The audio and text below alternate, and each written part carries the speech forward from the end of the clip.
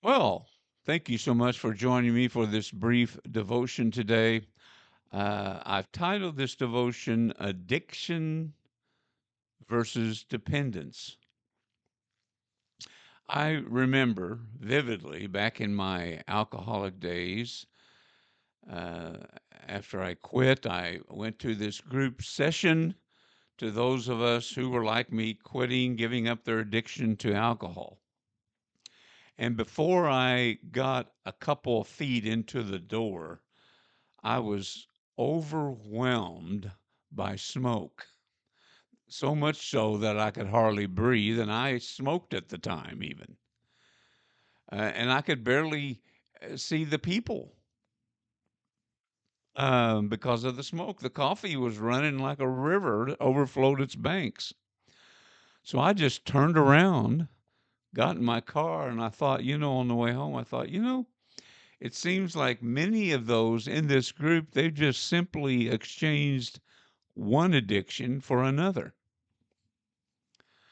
Well, thankfully, by the grace of God, the goodness of God, I found freedom from my addiction to alcohol.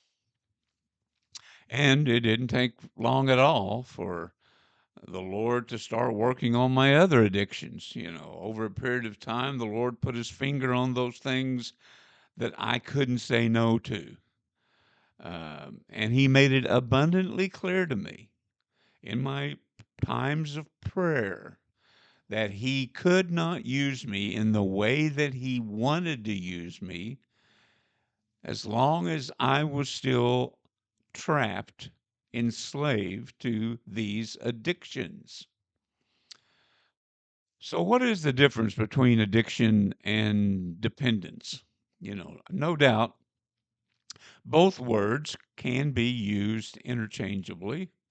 Um, I will just share a simple answer with you from my own opinion. You may disagree, and we can agree to disagree. But to me, dependence is needing something so that you can function in life and you can actually live and enhance your life. As an example, I depend on Christ every day to be my all in all because he promised to give me life and give me life in more abundance. Or maybe your doctor has prescribed a certain medicine so that your body can function better and give you greater health and maybe even extend your life. But addiction for me was giving myself something that I couldn't say no to or I didn't want to say no to, you know. It would give me, my body some level of pleasure and gratification. It fulfilled my bodily lusts and desires, and it was a detriment.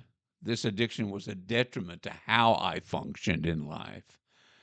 And in the end, it would cause health issues, and even further, if you stayed in the addiction, it would cause death.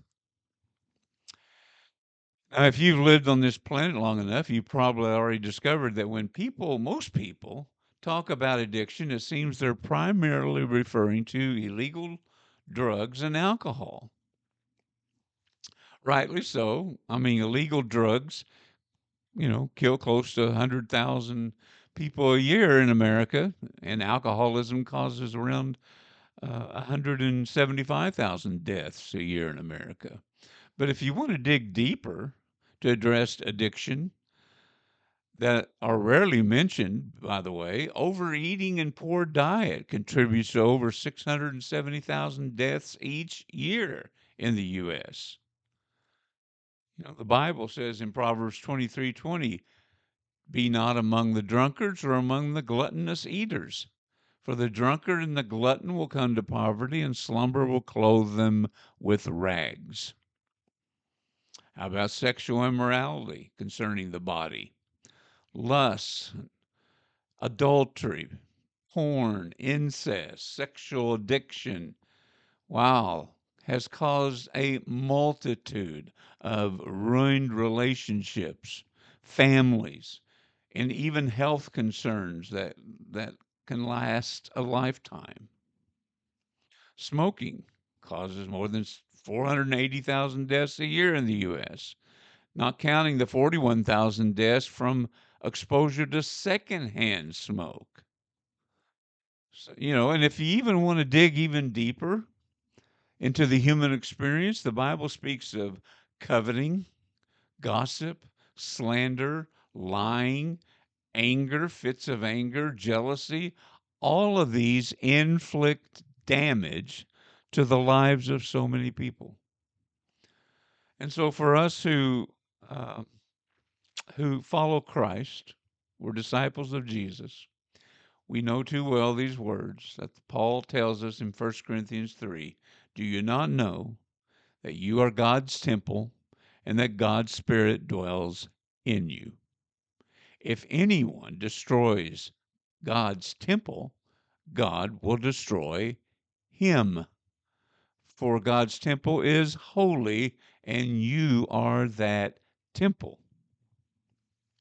So, yes, we all got a lot of surrendering to do so that we can represent Christ well to the world around us.